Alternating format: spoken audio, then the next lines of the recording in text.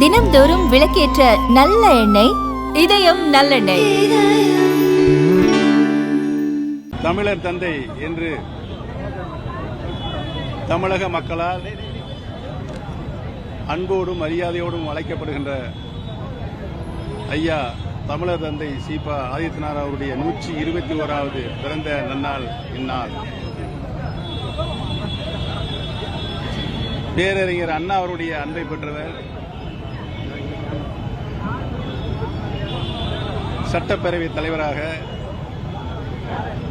மாண்புமிகு அமைச்சராக ஏற்றுக்கொண்ட பொறுப்புகளில் அனைவருடைய பாராட்டுதலையும் மரியாதைகளையும் தமிழகத்திற்கு பெற்றுத் தந்தவர் ஐயா அவர்கள். பொது வாழ்க்கையில் ஒரு தனிப்பட்டவர் எவ்வாறு நடந்து கொள்ள வேண்டும் என்று தமிழக மக்களுக்கு, அரசியல்வாதிகளுக்கு, அனைத்து தரப்பட்ட மக்களுக்கும் ஒரு மிகப்பெரிய உதாரண புருஷராக விளங்கியவர்தான் மரியாதைக்குரிய ஐயா அவர்கள். அரசியலில் மட்டுமல்லாமல், பொது வாழ்க்கையில் மட்டுமல்லாமல், பத்திரிகை துறையில் அவர் செய்த சாதனைகள் அளப்பரியது. பாமர மக்களும் கிராமப்புறங்களில் வாழ்கின்ற மக்களும் எளிதாக எளிய நடையில் தமிழை தமிழகத்தினுடைய மூலை முடுக்குகளில் கொண்டு போய் சேர்த்தவர்.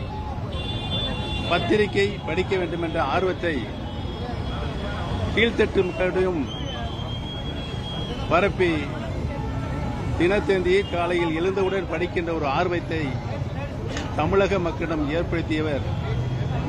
பத்திரிகை துறை மிகப்பெரிய புரட்சியை உருவாக்கி நடுநிலையோடு செய்திகளை தருவதில் தினத்தந்தி இந்த பத்திரிகை மிகப்பெரிய அளப்பரிய சாதனையை அதற்கு வித்திட்டவர் அருமை ஐயா அவர்கள் என்பதனை நாம் எண்ணுகின்ற பொழுது அவருடைய புகழ், அவர் காட்டிய வழியில் அனைத்து மக்களும் வீறுநடை போட வேண்டும் என்ற ஒரு இலக்கை, படிப்பினை நமக்கு பெற்றுத்தந்தார் என்பதனை எண்ணுகின்ற பொழுது அவர் புகழ் இந்த உலகம் உள்ளவரை நிலைத்து நிற்கும் என்பதை தெரிவித்துக் கொள்ள கடமைப்பட்டிருக்கிறேன்.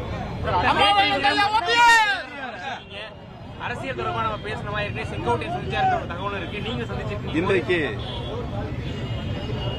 தமிழகத்திற்கு வழிகாட்டியாக இருந்த சீபா ஆதித்யநாத் ஐயாருடைய பிறந்த நன்னாளை முன்னிட்டு அவருடைய புகழை மட்டுமே பாடுகின்ற நாளாக நாம் எடுத்துக்கொள்ள வேண்டும் என்றும், அரசியல் களம் என்று வேறு இருக்கிறது, அந்த காலத்தில் நாம் சந்திக்கிறோம்.